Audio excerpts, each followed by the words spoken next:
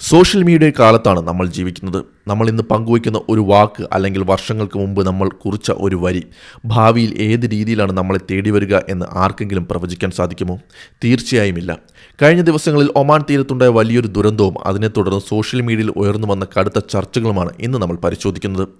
Oman തീരത്ത് US നാവികസേന നടത്തിയ മിസൈൽ ആക്രമണത്തിൽ MT സെറ്റബെല്ലോ എന്ന കപ്പലിലുണ്ടായിരുന്ന 3 ഇന്ത്യൻ നാവികർ കൊല്ലപ്പെട്ട വാർത്ത നിങ്ങളെല്ലാവരും അറിഞ്ഞിട്ടുണ്ടാകും. ഡെക്ക് കേഡറ്റായ ആദിത്യ ശർമ്മ, എഞ്ചിൻ ഫിറ്ററായ ശിവാനന്ദ് ചൗരസ്യ, ചീഫ് എഞ്ചിനീയറായ പട്നാല സുരേഷ് എന്നിവരാണ് ക്രൂരമായി ഈ ആക്രമണത്തിൽ മരണപ്പെട്ടത്. ഈ ദുരന്ത വാർത്ത പുറത്തു വരുന്നതിന് തൊട്ടുമുമ്പ് കാണാതായ തൻ്റെ മകനെ കണ്ടെത്താൻ സഹായിക്കണമെന്ന് അഭ്യർത്ഥിച്ചുകൊണ്ട് ഒരു പിതാവ് സോഷ്യൽ മീഡിയയിൽ പങ്കുവച്ച കുറിപ്പും അതിനുശേഷമുണ്ടായ നാടകീയ സംഭവങ്ങളുമാണ് ഇപ്പോൾ വലിയ ചർച്ചയായിരിക്കുന്നത്. നമുക്ക് സംഭവങ്ങളുടെ തുടക്കത്തിലേക്ക് പോകാം. കപ്പൽ ആക്രമണത്തിന് ഇരയായെന്നും 3 ജീവനക്കാരെ കാണാതായെന്നും കപ്പൽ കമ്പനിയിൽ നിന്ന് സന്ദേശം ലഭിച്ച ഉടൻ തന്നെ കാണാതായ ആദിത്യ ശർമ്മയുടെ പിതാവ് രാജേഷ് ശർമ്മ തൻ്റെ മകനെ കണ്ടെത്താൻ സഹായിക്കണമെന്ന് അഭ്യർത്ഥിച്ച് എക്സ് പ്ലാറ്റ്ഫോമിൽ ഒരു പോസ്റ്റ് ഇട്ടു. കപ്പൽ കമ്പനി അയച്ച സന്ദേശത്തിൻ്റെ സ്ക്രീൻഷോട്ടും അദ്ദേഹം അതിനൊപ്പം പങ്കുവച്ചിരുന്നു. മാത്രമല്ല, തൻ്റെ മകൻ കപ്പലിലെ സീനിയർ ഉദ്യോഗസ്ഥരിൽ നിന്ന് കടുത്ത ചൂഷണം നേരിട്ടതായും ഏപ്രിൽ മാസത്തോടെ ജോലി ഉപേക്ഷിക്കാൻ ആഗ്രഹിച്ചിരുന്നതായും അദ്ദേഹം കുറിച്ചു.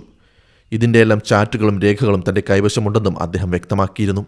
കാണാതായ ഒരു മകന് വേണ്ടിയുള്ള ഒരു അച്ഛൻ്റെ ആകുലത നിറഞ്ഞ ആ പോസ്റ്റ് വളരെ പെട്ടെന്നാണ് ആളുകളുടെ ശ്രദ്ധയിൽപ്പെട്ടത്. പലരും അത് റീട്വീറ്റ് ചെയ്യാനും അധികാരികളുടെ ശ്രദ്ധയിൽപ്പെടുത്താനും ശ്രമിച്ചു. എന്നാൽ തൊട്ടു പിന്നാലെയാണ് ഈ വാർത്തയുടെ വിധി തന്നെ മാറ്റിയ അല്ലെങ്കിൽ ചർച്ചകളെ മറ്റൊരു വഴിക്ക് തിരിച്ചുവിട്ട ആ സംഭവം നടന്നത്.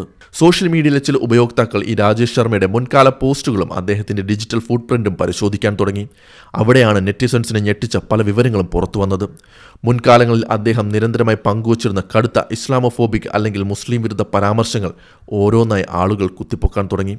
അതിൽ ഏറ്റവും പ്രധാനപ്പെട്ടതും വ്യാപകമായി പ്രചരിച്ചതുമായ ഒരു പോസ്റ്റ് 2023 ഒക്ടോബർ 11 അതായത് ഒക്ടോബർ 7 ഹമാസ് ആക്രമണത്തിന് പിന്നാലെ ഇസ്രായേൽ ഗാസയിൽ കടുത്ത സൈനിക നടപടി ആരംഭിച്ച സമയം. അന്ന് ഇസ്രായേലിൻ്റെ രൂപീകരണത്തെക്കുറിച്ചുള്ള ഒരു പോസ്റ്റിന് മറുപടിയായി രാജേഷ് ശർമ്മ എഴുതിയത് ഇങ്ങനെയായിരുന്നു: ഇസ്രായേൽ ഇപ്പോൾ ഗാസയെ പൂർണ്ണമായും വംശീയ ഉന്മൂലനം ചെയ്യണം, എന്നിട്ട് അതിനെ ഒരു മുസ്ലിം ഇതര പ്രദേശമാക്കി മാറ്റണം. അവിടെ സമാധാനം നിലനിർത്താനുള്ള ഏക പോംവഴി ഇതാണ്. മൊസാദിനും IDFനും അഭിനന്ദനങ്ങൾ. ചിന്തിച്ചു നോക്കൂ, ഒരു ജനതയെ മുഴുവൻ വംശീയമായി ഇല്ലാതാക്കണമെന്ന് പരസ്യമായി ആഹ്വാനം ചെയ്ത വരികൾ. ചർച്ചകൾ അവിടെയും തീർന്നില്ല. അദ്ദേഹത്തിൻ്റെ മറ്റു ചില പോസ്റ്റുകളും പുറത്തു വന്നു. 2024 അദ്ദേഹം പങ്കുവച്ച ഒരു പോസ്റ്റിൽ പറയുന്നത് 21ാം നൂറ്റാണ്ടിൻ്റെ അവസാനത്തോടെ ലോകത്തിലെ എല്ലാ മുസ്ലിമുകളും ഒന്നുകിൽ ഇല്ലാതാക്കപ്പെടും അല്ലെങ്കിൽ സമാധാനപരമായ മറ്റൊരു മതത്തിലേക്ക് പരിവർത്തനം ചെയ്യപ്പെടും എന്നാണ്. മറ്റൊരു പ്രമുഖ മാധ്യമ പ്രവർത്തകരുടെ പോസ്റ്റിന് താഴെ ഹിജാബും ബുർഖയും ധരിക്കുന്ന സ്ത്രീകളെ അധിക്ഷേപിക്കുന്ന തരത്തിലുള്ള ലൈംഗിക ചുവയുള്ളതും മോശവുമായ പരാമർശങ്ങളും അദ്ദേഹത്തിൻ്റെ പ്രൊഫൈലിൽ നിന്ന് കണ്ടെത്തുകയുണ്ടായി. തൻ്റെ മകനെ കാണാതായ സാഹചര്യത്തിൽ ഒരു പിതാവ് സഹായം അഭ്യർത്ഥിക്കുമ്പോൾ അദ്ദേഹത്തിൻ്റെ പഴയ ക്രൂരമായ വിദ്വേഷ പോസ്റ്റുകൾ പുറത്തു വന്നത് സോഷ്യൽ മീഡിയയിൽ വലിയൊരു വൈരുദ്ധ്യമായി മാറി. ഒരു വശത്ത് സ്വന്തം മകൻ യുദ്ധസമാനമായ ഒരു സാഹചര്യത്തിൽ വിദേശ ശക്തികളുടെ മിസൈൽ ആക്രമണത്തിൽ കപ്പലിൽ അകപ്പെട്ടു പോകുമ്പോൾ അല്ലെങ്കിൽ മരണപ്പെട്ടപ്പോൾ സഹായം ചോദിക്കുന്ന ഒരച്ഛൻ, മറുവശത്ത് മറ്റൊരു നാട്ടിലെ നിരപരാധികളായ മനുഷ്യരെയും കുഞ്ഞുങ്ങളെയും ബോംബിട്ട് വംശഹത്യ നടത്തണം എന്ന് ആഹ്വാനം ചെയ്ത അതേ മനുഷ്യൻ. സോഷ്യൽ മീഡിയ ഉപയോക്താക്കൾ ഇതിനെ കർമ്മ അല്ലെങ്കിൽ കാലത്തിൻ്റെ കാവ്യനീതി എന്നൊക്കെ വിശേഷിപ്പിച്ച് രംഗത്തെത്തിയിട്ടുണ്ട്.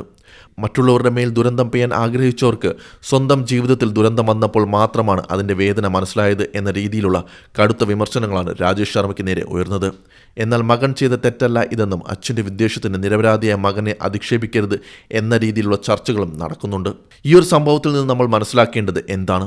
വിദ്വേഷം എന്നത് ഒരു ബൂമറാങ് പോലെയാണ്. നമ്മൾ എറിയുന്ന വിദ്വേഷം എപ്പോഴെങ്കിലും ഏതെങ്കിലും രൂപത്തിൽ നമ്മളിലേക്ക് തന്നെ തിരിച്ചു വരാം. ഇന്ന് സോഷ്യൽ മീഡിയയിൽ നമ്മൾ പ്രകടിപ്പിക്കുന്ന അസഹിഷ്ണുതയും ക്രൂരതയും നമ്മുടെ വ്യക്തി ജീവിതത്തെയും നമ്മുടെ കുടുംബത്തെയും പോലും എങ്ങനെ ബാധിക്കാം എന്നതിൻ്റെ വലിയൊരു ഉദാഹരണമാണിത്.